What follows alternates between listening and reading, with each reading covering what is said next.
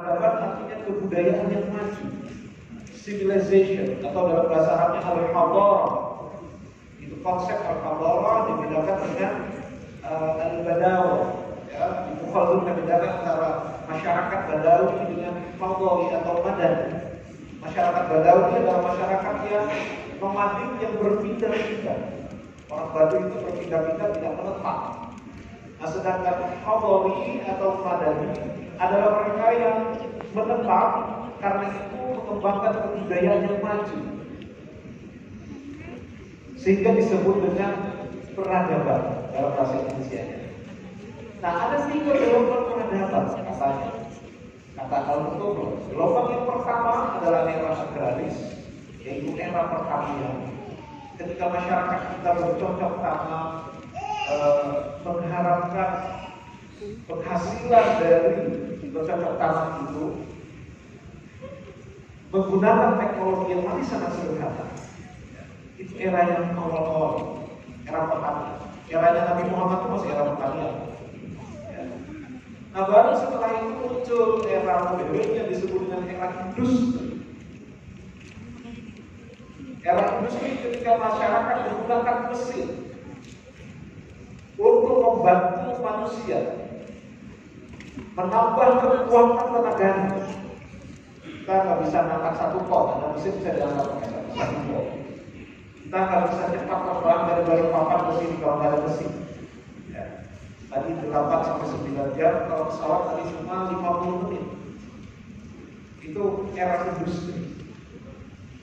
Nah, setelah era industri, kata Kotler, muncul era yang ketiga yang disebutnya dengan gelombang peradaban era informasi, yaitu ketika informasi, kabar, berita, ya, pengetahuan itu menyapu bersih seluruh umat manusia, sehingga mereka terkoneksi, terhubung satu sama lain. Tetapi ingat, Toffler belum mengalami era digital saat ini pada waktu itu.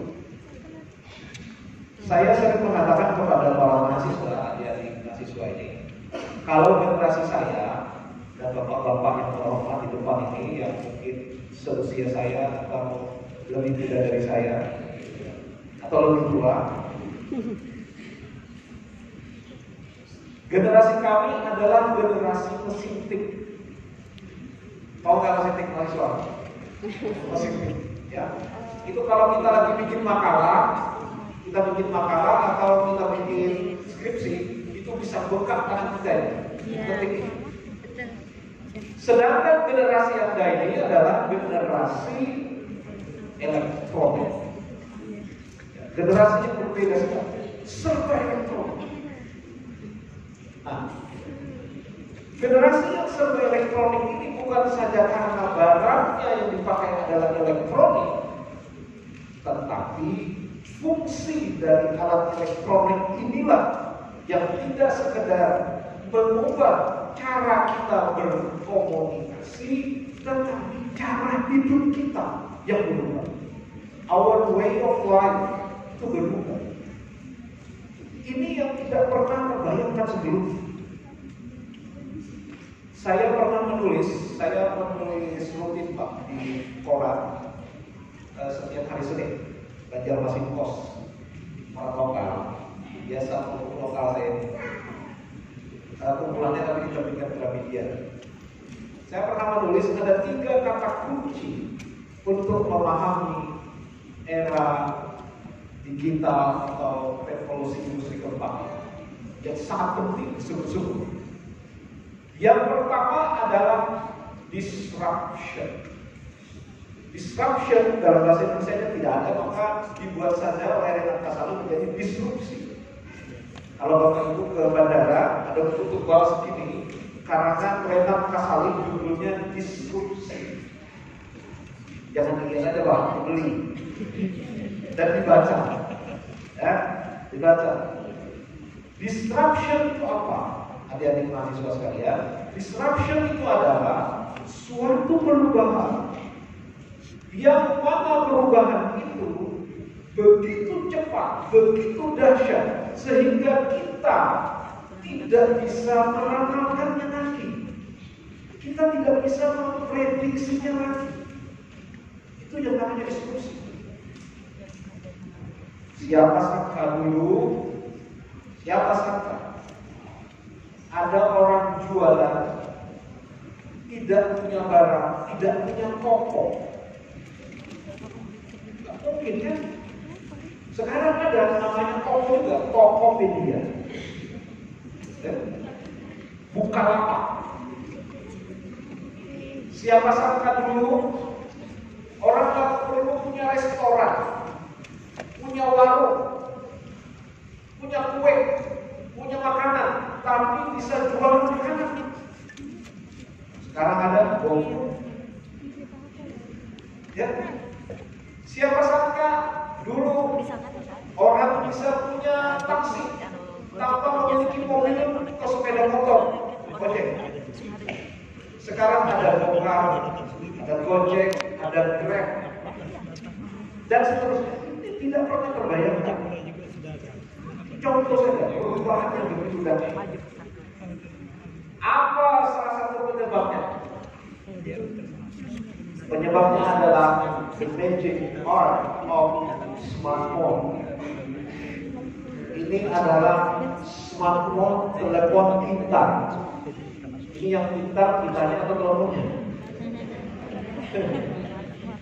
Teknologi Android dengan smartphone ini yang sesungguhnya baru sekali ditemukan dari semua tahun 2007, baru 2007 baru sekali. Ternyata telah mempengaruhi hidup kita luar biasa sekali. Sebuah survei terhadap para mahasiswa di Amerika ini dilaksanakan oleh Massachusetts Institute of Technology di Amerika terhadap para mahasiswa. Ditanya, apa yang pertama kali Anda lakukan setelah bangun tidur? 3/4 mahasiswa menjawab membuka ponsel. Ini mahasiswa yang muda-muda, Pak. Kalau yang tua-tua tidak, tidak beda. Ya. Betul nggak? Bangun tidur, buka ponsel. Mau tidur, masih main ponsel lagi. Hanya itu yang saat dimulai-mulai, disentuh-sentuh. Ada apa bedanya? Ya, Anda tahu sebabnya? Ponsel itu bukan seperti mikrofon yang saya pegang ini, bukan. Kalau mikrofon ini saya buat, tidak ada masalah. Tapi ponsel adalah belahan diri kita. Saya belahan Ya, dalam bahasa ilmiahnya dia adalah alter ego kita, atau dalam bahasa kerennya is the extension of our soul. Dia adalah perpanjangan dari diri kita. Kenapa? Karena di ponsel itu ada foto-foto kita, ada chatting kita, ada nomor rekening kita, ada segala macam rahasia tentang diri kita di dalamnya. Karena itu bapak-bapak itu kalau tinggal handphone di rumah, waktu pergi itu mesti balik ambil. Tapi kalau istrinya tertinggal belum balik. Ada di selatan. Ini barang memang aneh sekali. Ya, sehingga perubahan-perubahan yang ditimbulkannya tidak sederhana. Ada yang semua. Ketika diri kita itu bagian dari ponsel, atau ponsel itu adalah belahan dari diri kita, dan kemudian kita terkoneksi dengan ponsel itu, maka hidup kita mengalami perubahan-perubahan yang dulu tidak pernah terbayang. Contoh, suatu hari saya sekeluarga, saya istri dan anak ke sebuah warung makan. Ya biasa kalau kita keluar makan, kita pesan makanan. Setelah pesan makanan, ditunggu makanannya kan? Kita ngobrol. Pas kita ngobrol, datang keluarga yang lain juga. Keluarga yang lain ini datang sebelah sana, saya ngamatin sambil ngobrol. Apa yang mereka lakukan? Mereka duduk sama seperti kami, lalu memesan makanan. Setelah memesan makanan, semua orang mengeluarkan ponsel. Tidak ada yang ngobrol, no talking, tidak ada. Asik. Setelah datang makanan, mereka berhenti main ponsel. Lalu mereka ngobrol sebentar. Ayo kita foto. Foto dulu. Gitu kan? Habis foto, share. Komen lagi. Gak ada ngomong, gak ada. Ini apakah salah nih? Kan? Yang dekat jadi jauh, yang jauh jadi dekat. Apakah dulu ini terbayang? Tidak. Ini aneh hidup kita sekarang. Maka Sherry Turkle, seorang ahli psikologi klinis di Massachusetts Institute of Technology, mengadakan riset pada tahun 2011-2012 tentang dampak ponsel kita terhadap kehidupan manusia, terutama hubungan antar manusia. Dia menulis buku dengan judul yang sangat menarik, Alone Together. Why we expect more from technology and less from ourselves. Sendiri bersama-sama. Sendiri tetapi bersama-sama. Apakah aneh ya? Why we expect more from technology? Kenapa kita mengharapkan lebih dari teknologi tetapi less from ourselves? Lupa terhadap diri kita sendiri. Nah itu saya kalau sama istri saya hari Minggu pagi kami biasanya jalan kaki dari rumah ke Siring Gereja atau olahraga. Itu salah satu sarannya adalah pada istri saya dan pada diri saya adalah haram membawa ponsel. Ya. Kalau bawa ponsel, kapan lagi kita pacaran, tidak? Nggak bisa. Jadi ini harus ada disiplin memang kalau kita lakukan seperti itu bahaya. Ya, Bapak Ibu harus sekalian yang saya muliakan, perubahan yang terjadi dalam kehidupan kita salah satunya disruption, perubahan yang sangat cepat karena teknologi. Saya akan masuk ke tridharma di belakangnya. Yang kedua kata kuncinya selain disruption adalah post-truth. Post-truth. Ini juga kata baru di abad ke-21.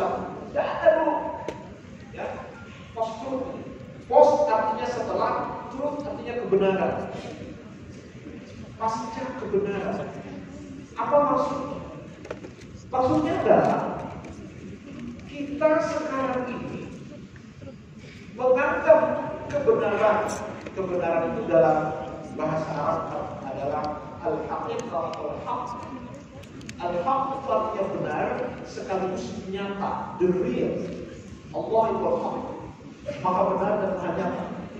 Saking nyatanya Tuhan itu kita kadang-kadang tidak melihat. Ada sangat jarang sekali kehadiran.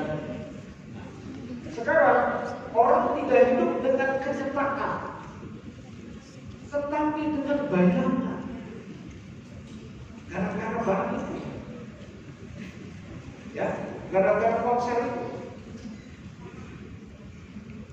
Bapak Ibu sekalian, menurut teori para pakar media apapun, apalagi elektronik, tidak pernah menghadirkan diri kita atau informasi apapun secara utuh. Dia adalah hadir sekaligus absen. Hadir sekaligus absen. Bagaimana Pak? Saya nggak paham. Ini profesor ngomongnya susah.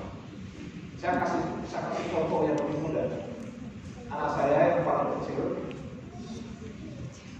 suatu hari saya nonton TV karena saya ingin melihat diri saya sendiri. Nanti saya akan menjelaskan juga masalah ini. Biasa kalau kita tidak terkenal itu kita ingin melihat diri kita narsis. ada berita di media lokal atau di TV lokal yang memberitakan liputan tentang saya. Saya masuk sama anak saya. Anak saya tanya, kamu mau nggak masuk TV? Anak saya itu yang masih kecil, SD waktu itu dia masih, jawabannya tuh dengan pedenya dia jawab, tidak mau. Saya bilang kenapa tidak mau? Takut tidak bisa keluar. Nah, ini jelas nih jawabannya nih. Nah, kita tertawa orang dewasa tetapi sebagai anak-anak dia menggambarkan media adalah menghadirkan keseluruhan diri kita. Padahal tidak. Yang hadir di situ adalah citra, image, bukan yang sebenarnya. Wow, foto 360 selfie, hilang semua jerawat. Hilang semua jerawat. Langsung diposting. Itu citra yang sebenarnya atau bukan? Itulah yang namanya post-truth. Ya. Yang kedua, post-truth itu artinya adalah sesuatu dianggap benar apabila sesuai dengan selera kita. Waktu pilpres dan ya, kalau yang 01 pendukung 01 semua informasi yang datang memuji 02 salah semua, bullshit semua, ngomong kosong semua. Ya, sebaliknya kalau informasi yang datang dari 01 memuji calon 01, wah itu mesti benar. Begitu juga pendukung 02. Ini namanya post-truth. Kebenaran tidak sesuai lagi dengan kenyataan, itu tidak penting. Yang penting adalah sesuai tidak dengan selera saya. Apakah celaka itu? Bahaya itu. Bahaya sekali. Tapi inilah yang terjadi di dalam kehidupan kita sehari-hari. Nah, post-truth ini juga kemudian diperkuat oleh apa yang disebut dengan media sosial atau social media. Ini barang aneh. Tidak ada dulu barang seperti itu. Dulu yang namanya media, dia punya sarannya, dia yang menentukan isinya. Ya. Sekarang media itu hanya menyediakan platform sarannya, isinya, kontennya, beritanya, fotonya, videonya, orang lain semua yang isi. Tanpa dipaksa, dengan sukarela. Dan yang punya media ini sungguh kaya raya, bertriliun uangnya, melebihi media-media biasa. Media konvensional, koran, majalah sekarang ini hampir semuanya di seluruh dunia dalam sakratul maut. Betul. Saya tanya bapak-bapak, ibu sekalian, jadi mahasiswa, kamu baca koran? Ya. Mereka baca koran sekarang. Yang baca koran itu 25. Setelah kita mati, wassalamualaikum warahmatullahi wabarakatuh. Kembali, media sosial itu dibuat sedemikian rupa, kontennya, isinya diisi oleh orang lain dengan sukarela. Kok bisa ya? Kenapa? Steve Jobs, karena Steve Jobs kan? Enggak, saya juga bilang. Steve Jobs adalah founder dari Apple, teknologi Android pertama itu. Dia mengatakan kecenderungan di saat ini adalah orang tidak boleh hanya menguasai satu bidang ini. Misalnya IT, tidak bisa. tetapi dia harus menguasai bidang ilmu-ilmu kerohanian. Itu Pak ada jalan. Ya. Terima kasih banyak. Iya, bangga. Iya. Saya lanjut ya. Dia harus menguasai bidang ilmu sosial, ilmu kemanusiaan, humaniora dan yang lain-lain. Mark Zuckerberg, tahu Mark Zuckerberg? Mengapa tahu? Yang bikin Facebook, ya, yang bikin Facebook. Mark Zuckerberg sudah mengakuisisi juga Instagram. Zuckerberg ketika ditanya, bagaimana Anda bisa membuat medsos seperti Facebook ini sehingga membuat orang dengan sukarela sekali lagi mengisi beritanya, foto-fotonya, videonya, bagaimana? Dengan senyum Zuckerberg menjawab, saya tidak hanya mengandalkan teknologi, tapi saya juga memperhitungkan psikologi manusia. Apa itu psikologi manusia? Salah satu yang terpenting dalam diri kita sebagai manusia adalah kita ini suka dipuji. Contoh 360 posting, maka di situ ada tombol like dan comment, suka dan komentar atau tanda amor di Instagram. Lalu ada yang komen, Masya Allah cantiknya. Berbunga-bunga rasanya, ya kan? Maka kita bersemangat mengecek terus. Mau bukan siapa lagi yang komen? Jadi berapa dia like tadi? Kan gitu, ya. Maka sekarang ini narsisme melanda dunia. Bapak Ibu tahu kan, narsisme itu dari mitos Yunani tentang seorang pemuda yang tampan bernama Narsisus. Ceritanya, Narsisus ini membuat banyak gadis-gadis jatuh cinta karena saking gantengnya. Tapi dia tidak berpikir untuk gadis-gadis. Dia bikin mereka patah hati semua. Lalu suatu hari Narsisus berjalan di pinggir danau. Setelah berjalan di pinggir danau, dia kaget melihat dirinya, bayangan dirinya di air danau itu. Lalu dia jatuh cinta kepada dirinya sendiri. Akhirnya Narsisus setiap hari datang ke danau, melihat dirinya. Sampai penasaran, Narsisus penasaran, dia terjun ke danau itu, rupanya nggak bisa berenang. Akhirnya dia mati tenggelam di danau. Seorang narsis dalam cerita ini akhirnya menghancurkan dirinya sendiri. Tapi Paulo Coelho, ada yang kenal Paulo Coelho?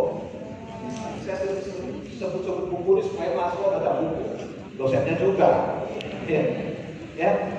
Paulo Coelho itu seorang novelis terkenal dengan salah satu karyanya The Alchemist, Sang Alchemist. Menambahkan cerita Narsisus ini menjadi lebih menarik tentang bagaimana manusia mencintai dirinya sendiri. Konon setelah mati Narsisus itu, para bidadari di langit heboh. Lalu mereka turun ke bumi, menemui Narsisus yang mati dan berdialog dengan danau. Wahai danau, kata bidadari, alangkah beruntungnya engkau setiap hari melihat wajah dan tubuh Narsisus yang tampan. Tentu engkau adalah makhluk yang paling bahagia di muka bumi. Apalagi dia sampai mati di dalam hutan. Oh no, kata orang bilang ini. Ya, enggak, kamu salah, kata danau. Kamu tidak ada salah. Loh, kok salah? Saya memang bahagia, kata danau. Saya memang senang. ketika Narsisus sering datang ke sini, tapi bukan karena ketampanan Narsisus. Saya bahagia karena saya melihat diri saya sendiri di bola mata Narsisus. Rupanya danau pun narsis juga. Baik Bapak Ibu sekalian, jadi ini psikologi kontemporer, media sosial yang mempengaruhi hidup kita, yang dulu tidak terbayangkan. Setiap orang mau eksis, sehingga menurut Rudiantara dalam sebuah survei kira-kira setahun yang lalu, di Indonesia ini rata-rata penduduknya untuk Facebook saja menghabiskan waktu 3 jam 23 menit sehari hanya untuk Facebook. Itu kalau baca Quran berapa juz ya? Atau baca buku berapa halaman? Ini yang rata-rata. Kalau lebih dari itu saya kira kenapa? Karena sekali lagi kita memang menjadi kecanduan dan dibuat kecanduan oleh barang ini sehingga kita sulit lepas dari medan. Oke, sekarang itu yang kedua. Pertama disruption, kedua tadi post-truth. Ya, yang ketiga kata yang paling keren sekarang ini dan membuat kita tak nyaman, hoax atau hoax. Hoax itu adalah berita palsu. Berita palsu. Yang namanya berita, kalau saya di pesantren dulu belajar al-khabaru yahtamilu sidqa wal kadhiba. Yang namanya kabar itu definisinya adalah sesuatu yang bisa benar, bisa salah. Nah, yang salah disengajai salah itu namanya hoax.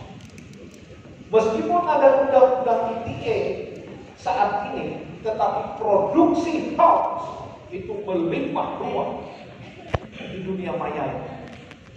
Apalagi selama Pilpres kemarin, ya, itu luar biasa hoax. Kenapa kita sering tergoda dengan hoax?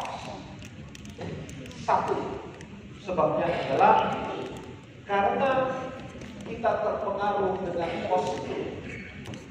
Kita menganggap sesuatu itu benar apabila sesuai dengan selera kita, sehingga kita tidak berpikir macam-macam. Kedua, hoax menjadi tersebar gara-gara dia sesuai dengan selera kita, lalu kita ingin menyebarluaskan agar kita di-like dan di-komen orang. Terima kasih atas informasinya, terima kasih sharingnya, oh keren. Wah, kalau udah mendengar keren itu gimana gitu ya. Yang ketiga, penyebabnya adalah kita memang malas untuk melakukan penelitian terhadap berita-berita yang kita terima. Kita tidak berpikir seperti para ulama dahulu. Kalau hadis itu ada sanadnya, ada matanya. Hadis itu ada mata rantai sumber informasinya dan konten atau berita atau informasinya itu sendiri. Maka para ulama dulu mempertanyakan, ini siapa yang memberitahukan ini? Rasulullah ngomong ini siapa yang bilang? Dari siapa? Dari siapa? Ini orangnya tekon atau tidak? Bisa dipercaya atau tidak? Kan begitu tuh. Yeah. Nah sekarang itu pada malas Pak. Namanya dicatat di situ. Yang bilang adalah profesor ini atau si artis ini. Gitu. Di WA itu sering tuh. Padahal itu bisa saja ada-adakan. Fitnah saja. Ya. Sementara kita tidak mau mengecek sumber. Akibatnya adalah kita kemudian mempercayai sesuatu yang sebenarnya palsu. Yang kedua, kita juga tidak mengkritik atau membaca secara kritis informasi itu rasional atau tidak, masuk akal atau tidak, ada faktanya atau tidak. Kita tidak terima saja, oh ya, benar ya, itu tidak berpikir. Kalau para ulama dulu ini hadis begini matanya kayaknya bener ini. Matan pun ada dikritik, bukan hanya sanad tetapi matan juga. Teks hadisnya pun dikritik. Nah itulah ya. Yang pertama dulu saya gambarkan 3 kata kunci: disruption, post-truth, dan hoax. Paling ada 3 kata ini yang saya kira sangat populer dan sangat penting untuk kita pahami, memahami era digital revolusi industri yang keempat. Sekarang kita masuk kepada ini, trigger nomor 2. Tadi sudah disebutkan oleh Bapak Eva, pendidikan pengacara, penelitian, pengabdian kepada masyarakat. Nah ini tolong kalian perhatikan para mahasiswa. Pendidikan pengacara, ya, 1. Pada era disrupsi dengan perubahan yang begitu besar dan cepat, dengan tsunami informasi, ya, tsunami informasi itu penting sekali. Kalau zaman saya dulu informasi itu sangat kurang. Mau baca koran harus langganan, duitnya nggak ada, ya kan? Profesor saya dulu, Profesor Habibur Rahman, ketika saya pernah pendidikan sebesar di Jakarta, beliau itu kuliah di Al-Azhar zamannya Gus Dur. Dia cerita sama kami, dulu kalau ada tamu dari Indonesia tahun 1960-an itu bawa koran, itu mahasiswa di Mesir itu rebutan mau baca koran, mau tahu informasi. Nah, padahal koran itu sudah pasti ketinggalan dan basi. Sekarang, Masya Allah, tsunami informasi. Ketika informasi itu begitu banyak, banjir, dahsyat, bukannya kita menjadi senang, menjadi tenang, tapi bisa menjadi galau, bingung, ya kan? Memilah dan memilih, termasuk hal yang paling sederhana, yaitu pertanyaan, kenapa Anda kuliah di style Sangatta? Tanya di hati masing-masing. Mahasiswa saya itu datang, kenapa kamu kuliah di UIN Antasari? Pusing ya. Gini Pak, kamu disuruh orang tua. Dalamnya ditanya, kenapa kuliah di sini? Ikut teman-teman. Tapi ada juga yang ditanya, kenapa kuliah di sini? Senyum. Ya mudah-mudahan Pak dapat jodoh. Ya lumayan Pak ya, lumayan. Jadi hal yang sangat mendasar saya kira, kalau dalam agama innamal a'malu binniyat wa innamal likulli imri'in ma nawa.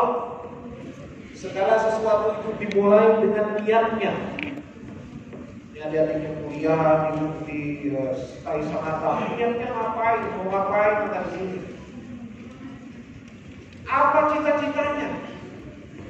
Apa rencana Anda untuk mencapai cita-cita itu? Supaya tidak tenggelam dalam tsunami informasi yang bikin Anda galau dan bingung. Perlu ada orientasi. Orientasi itu kata-kata orient, artinya timur. Timur itu sumber terbitnya matahari. Ada pencerahan hati. Saya ini mau melangkah ke mana? Kalau di UIN saya boleh sarankan, kalau di sini mau, kita ada program namanya Goal Setting Training.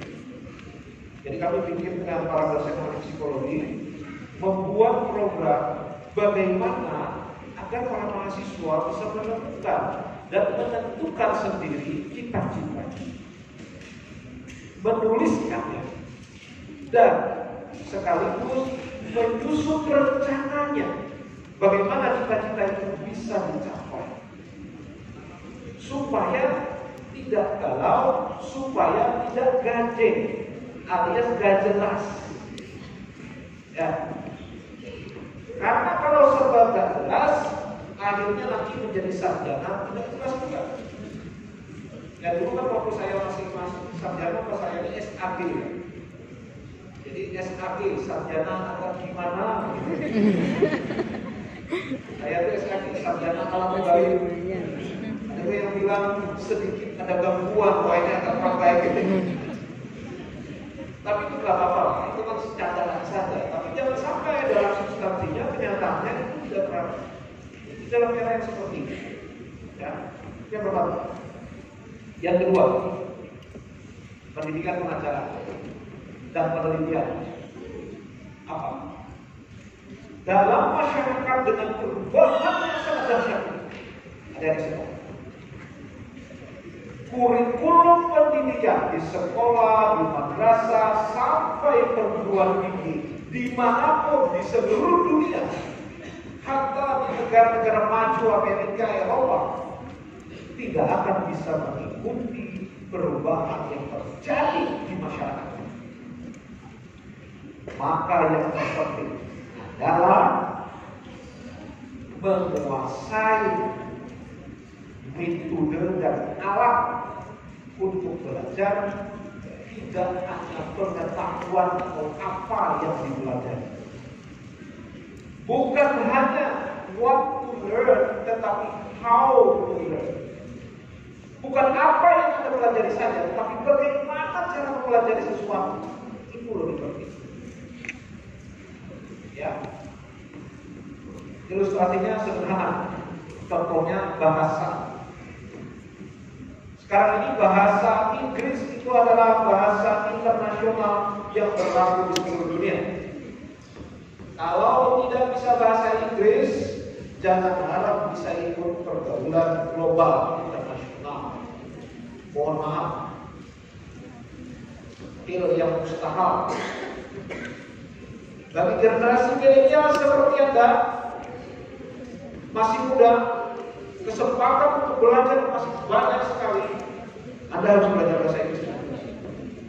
Wah itu Pak, bahasanya orang kafir. Apa tidak harap Pak belajar? Siapa bilang? Nah, sekarang ini ada semua karya-karya ilmiah di bidang ilmuwan, semua ilmuwan termasuk kajian Islam. 80%, 75-80% jurnal-jurnal ilmiah ditulis dalam bahasa Inggris. Ya, jadi harus bisa bahasa Inggris. Kalau saya itu udah tua, nggak bisa sedikit-sedikit buka apa-apa. Kalau kalian harus bisa. Ya.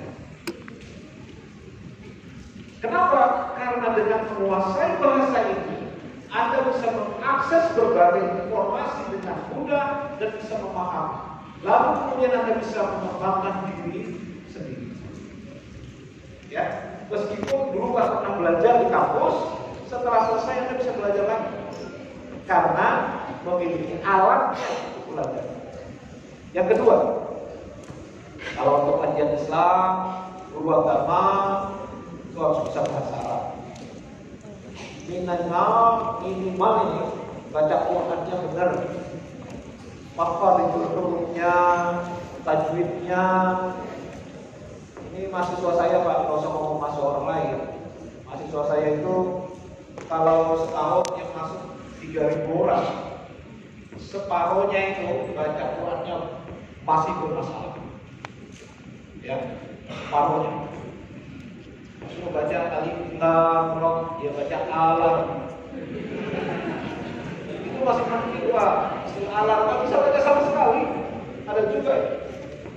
Terus pernah saya kumpulkan di auditorium begini, tolong adik-adik mahasiswa yang belum lancar di baca Quran, jawab pertanyaan saya dengan mengangkat tangan. Siapa di antara kalian dulu yang tamat di Al-Quran? 2/3 angkat.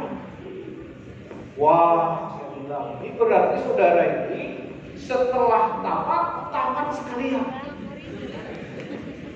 Ya, sudah wisuda, gitu kan, di Al-Quran keren, itu foto-foto. Setelah itu udah baca Quran lagi di rumah. Lagi mana? Alumni style, alumni queen, tamat, baca Quran gak bisa. Itu minimal sekali. Jadi kalau yang laki-laki nanti kalau disuruh jadi imam di kampung, mau jadi imam, tapi sholat zuhur dari sama asar.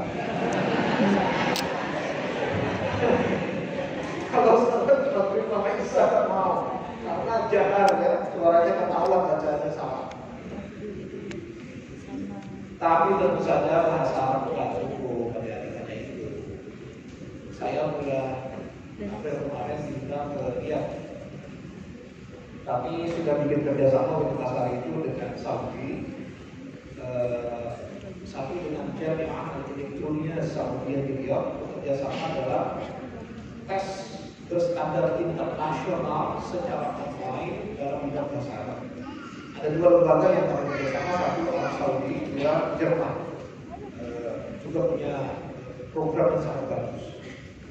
Nah, tahun 2019 ini saya diundang ke sana untuk menghadiri Al-Muqtamar Isti'arab Al-Asyawi yang pertama.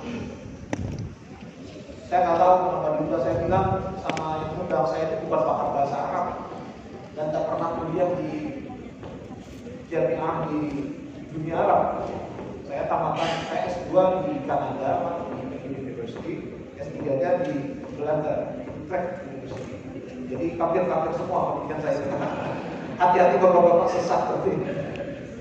Nah lalu dia bilang gak apa-apa datang aja kamu, kami senang kalau anda datang. Kayaknya ya saya datang. Apa yang saya tahu ini dengan cerita ini fakta ya saya katakan. Dari puluhan negara yang hadir, yang paling banyak hadir bukan dari negara Muslim, tapi dari Cina. 10 orang berbicara dari Cina. Bahasa Arabnya lancar, keren, kosek. Muslim Pak? Tidak. Tidak semuanya Muslim. Paling satu atau dua dari 10 itu tidak Muslim. Tapi bahasa Arabnya mantap. Kalau saya itu nggak bisa bedakan lagi dia Arab apa bukan. Itu mau wajahnya Cina, ketahuan. Kalau ngomongnya lancar sekali. Nah, kenapa? Karena bahasa Arab menjadi penting bagi orang-orang Cina untuk membangun kerjasama ekonomi dengan Arab Saudi sekarang investasi di Cina sangat besar. Dan sekarang ini cukup mengganggu perasaan kita. Satu-satunya bahasa asing yang diajarkan di sekolah-sekolah Saudi boleh adalah bahasa Cina, bahasa Mandarin, bahasa Indonesia belum. Nah, mungkin kita belum dianggap serius oleh mereka. Kenapa hal ini terjadi? Itu ada alasannya. Tetapi yang saya ingin tekankan di sini betapa pentingnya menguasai bahasa sebagai alat komunikasi, alat untuk mengembangkan ilmu pengetahuan. Kalau orang Cina seperti itu. Saya punya cerita yang lain supaya tidak bosan. Hampir setiap tahun saya ke Taiwan. Bukan karena saya terkenal, tapi karena punya teman. Nah ini kan kalau punya teman tuh pentingnya gitu. Saya punya teman ini punya teman. Kayak di Facebook juga, temannya teman gitu kan. Nah teman ini seorang profesor yang masuk Islam. Dulu namanya Chang Wang, sekarang sudah Muslim 10 tahun terakhir. Nabil Chang Wang, kasih Nabil namanya. Dia mengundang saya beberapa kali. Yang pertama yang paling mengesankan itu di National Cheng University di Taipei. Saya diminta berbicara mengenai hubungan Islam di Indonesia dengan Timur Tengah. Karena dia bekerja di program studi hubungan internasional konsentrasi Timur Tengah. Ya, saya bilang saya nggak bisa bahasa Mandarin, bahasa Cina nggak bisa. Jadi gimana nih? Ya udah bahasa Indonesia aja. Ntar nanti saya terjemahkan. Saya kan kalau bahasa Cina misalnya cing tuala, kayak kucing penyala. Itu aja. Tapi saya cukup kaku. Setelah saya bicara dalam bahasa Inggris yang pas-pasan sekali bahasa Inggris saya, mohon maaf, ya sebisa-bisanya diterjemahkanlah ke bahasa Mandarin. Tapi kelas tanya jawab, wow, itu mahasiswanya keren, pertanyaannya bagus-bagus. bahasa Inggrisnya lancar. Ya udah jalan dia 2 jam cara itu saya ke sini. Usai acara, saya turun dari podium itu teater naik teater. Ada seorang yang senior ngelatih saya. Syukran Ustaz. Anda muhawarat, dia bilang begitu. Anak ambil kuliah. Terima kasih Ustaz atas kuliahnya. Saya adalah dekan fakultas ini. Saya bilang, katakanlah Arabi ya. Kok Anda ngomong bahasa Arab? Cina loh Pak. Tidak Muslim loh ya. Iya, saya tanya lagi. Aina ta'allam Arabi ya. Di mana Bapak belajar bahasa Arab? Dia bilang, ta'allam Arabi ya fi Urdun sama senawat. Saya belajar di Jordannya 7 tahun. Bagi saya ya pantas lah. 7 tahun. Lancar bahasa Arab kan. Setelah itu kita ngobrol-ngobrol, lalu dia ngajak saya makan siang. Karena itu musim panas. Yang nunggu itu kalau mahasiswi biasa kalau yang makanan itu dipajang yang cantik-cantik ya kan. Ini ada istri saya. Agak susah juga ceritanya. Jadi kalau ibu pakaiannya itu pakai silet. Mahasiswi ini musim panas. Tapi ngomongnya saya terkejut. Dia bilang sama saya, tafadhal ya Ustaz, kullu hadha at-ta'am halal. Yang pakai silet itu bahasa Arab. Silakan Ustaz, semua makanan ini halal. Saya bilang, nanti dulu. Ya. Ini serba salah juga ini. Dilihat Arab, tidak dilihat mubazir.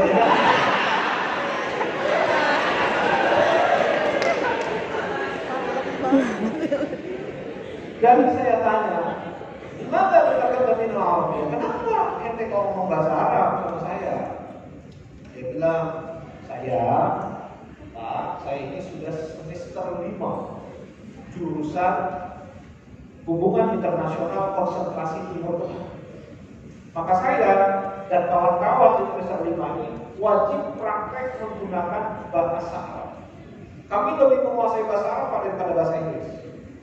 Karena memang konsentrasi kami adalah hubungan internasional. Waduh, saya betul-betul terganggu dengan itu. Terganggu dengan mengenal para mahasiswa saya di kampus. Jangankan Arab gundul, Arab gondrong aja gak bisa. Ya, nah gimana kita mau berkali daya saing? Gimana? Nggak bisa. Kalau kita mau menguasai bahasa asing itu penting. Minimal 1 dari 2 itu, ya, bahasa Inggris atau bahasa Arab. Kalau bisa dua-duanya, alhamdulillah. Oke, saya lanjutkan. Kemudian, ya, adik-adik sekalian, semangat untuk belajar itu tidak boleh berhenti dan puas karena perubahan zaman yang begitu cepat. Alvin Toffler itu mengatakan, the illiterate of the future is not the one who cannot read and write. Orang yang buta huruf di masa sekarang ini, masa depan dibilang waktu itu, maksudnya sekarang ini, ya, bukanlah orang yang tidak pandai membaca dan menulis. Kita bangsa Indonesia ini lebih dari 90% sudah bisa membaca dan menulis. Hebat sudah bangsa kita. Dibanding Pakistan, India, jauh. Kita udah hebat bangsa Indonesia. Tetapi itu tidak cukup. Kita masih bisa menjadi buta huruf dengan perubahan zaman yang begitu dahsyat ini. Apa yang membuat kita buta huruf? The illiterate of the future is not the one who cannot read and write, but the one who cannot learn, relearn, and unlearn. Orang yang buta huruf itu adalah orang yang tidak mau belajar kembali dan melupakan pelajaran sudah jadul. Ya, pokoknya aku ini mesti bikin ini aja, gak mau yang lain. Ya pasti tinggalkan. Aku udah tinggalkan. Sudah bukan zaman lagi, ganti laptop, tablet, ya, harus belajar. Kalau enggak, kita menjadi illiterate, menjadi buta huruf. Maka yang sangat penting di era sekarang ini adalah menumbuhkan kreativitas, menumbuhkan inovasi. Bagaimana kita ini bisa mengembangkan potensi kita masing-masing. Ya, mahasiswa sering bertanya pada saya, Pak Mudin, saya ini maklumlah tidak cerdas, tidak pintar, tidak jenius. Bagaimana nasib saya di masa depan saya?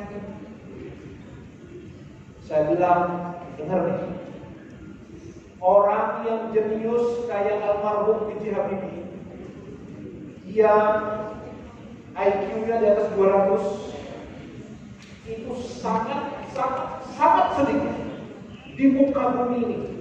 Bukan hanya di Indonesia, di muka bumi ini orang yang sejenius Profesor Habibie itu sangat sedikit.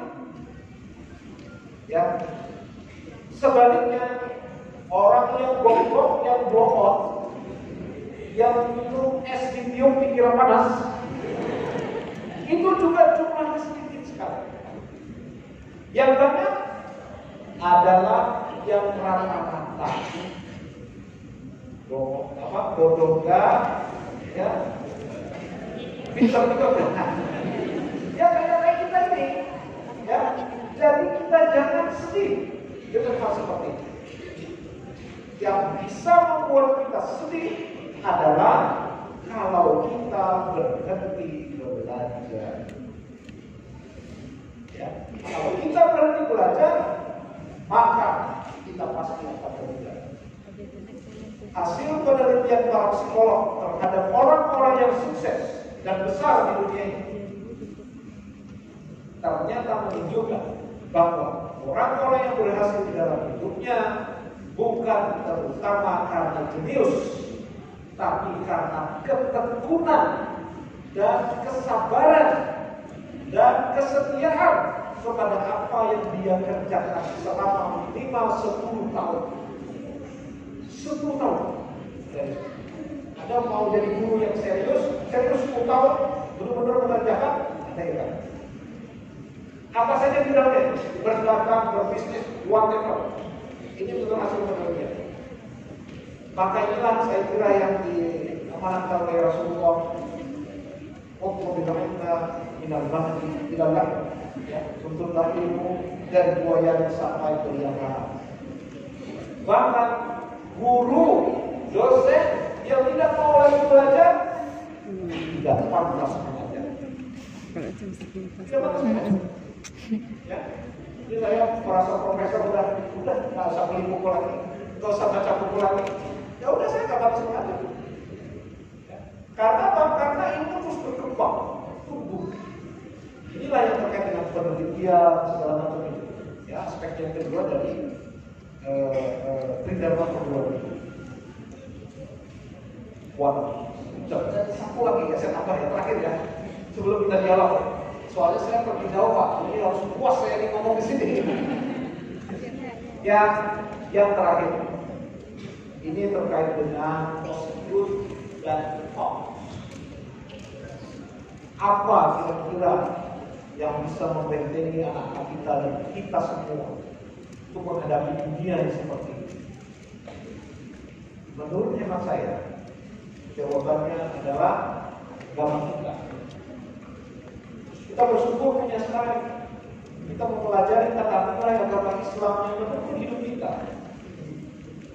Inti dari agama kita adalah nama bu'ithu litammima makarim al-akhlaq, karakter. Ya. Nabi diutus untuk menyempurnakan kemuliaan akhlak. Wa innaka la'ala khuluqin 'azim. Wah itu Pak terlalu abstrak. Oke, kita bikin tidak abstrak. Saya baca sebuah buku judulnya Educating for Character, Thomas Lippona. Ini kalau yang nulis tentang pendidikan karakter mesti pernah baca buku ini. Salah satu opening dari buku itu yang saya sangat terkesan adalah begini.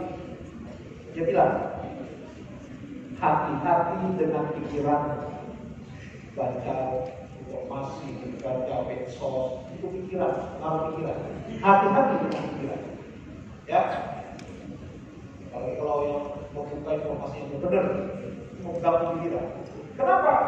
Karena pikiranmu itu akan mempengaruhi perkataanmu. Apa yang keluar di mulut kita ini dimulai dari pikiran. Betul? Iya. Hati-hati dengan perkataanmu, karena perkataan itu bisa melahirkan perbuatan. Pikiran, perkataan, perbuatan.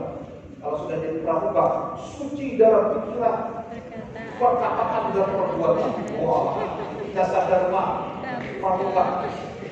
Kalau saya kita pramuka alam saya ini, jadi nggak begitu paham.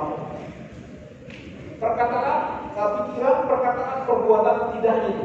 Hati-hati dengan perbuatanmu, karena perbuatan itu akan menjadi kebiasaan. Biasa terlambat, biasa bolos, biasa nyontek ujian, bikin makalahnya nyontek, biasa. Ya, hati-hati dengan kebiasaan kalian, karena kebiasaan itu akan menjadi karakter. Setelah terbiasa, maka dia akan menjadi akhlak. Al-Ghazali dalam beliau kemudian mengatakan, al-khuluqu huwa hay'atun fil qalbi tasduru minhu al-af'al bisuhulatin min ghairi fikrin wala rawiyatin. Ya, gitu kan? Itu Ustaz. Nah, akhlak itu adalah sesuatu yang tertanam di dalam hati kita, dalam diri kita, yang kemudian muncul dengan mudah tanpa berpikir, tanpa waktu, otomatis. Kenapa dia otomatis? Karena dia sudah menjadi kebiasaan. Maka kebiasaan melahirkan karakter yang baik atau karakter yang buruk, akhlak yang mulia atau akhlak yang buruk, akhlak yang karimah atau akhlak sayyi'ah. Tidak hanya itu. Ini yang penting sekali, adik-adik semuanya. Ya, dan karakter itu, akhlak itu adalah nasibmu. Your character is your destiny. Siapa diri kita, bagaimana akhlak kita, bagaimana karakter kita, itu akan menentukan nasib kita di masa yang akan datang. Nah, ini kita nggak terpikir. Ya. Begitu juga nasib bangsa kita. Saya kadang-kadang kesel Pak dengan orang-orang kita ini miskin gara-gara karena Yahudi, gara-gara karena Cina. Yang benar aja. Apa bukan gara-gara kita sendiri? Nah, ada korupsi, penyalahgunaan wewenang, kita marah.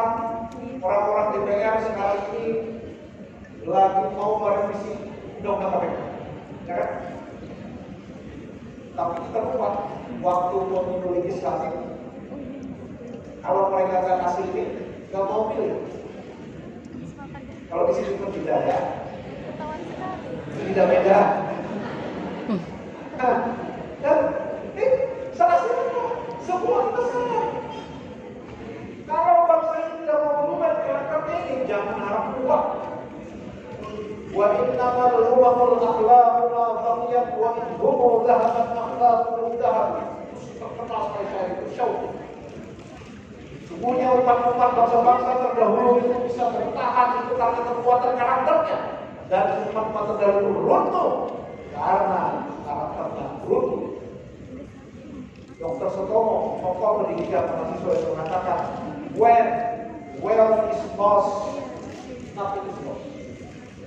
Ketika kekayaan hilang, ada sesuatu yang hilang. Bisa dicari lagi. Habis uang, oke, cari lagi. When health is lost, something is lost. Ketika kesehatan hilang, ada sesuatu yang hilang dalam diri. Itu sangat mahal sekali kesehatan itu. Maka jaga kesehatan.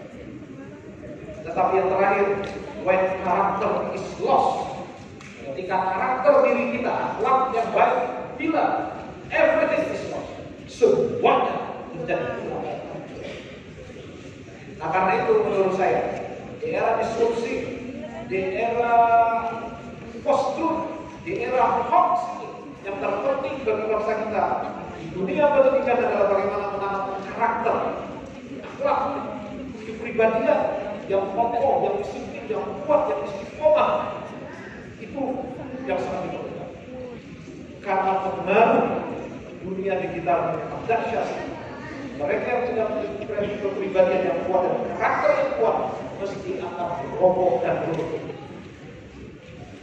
Saya kira ini 1 jam kita bisa berdialog. Saya kembalikan kepada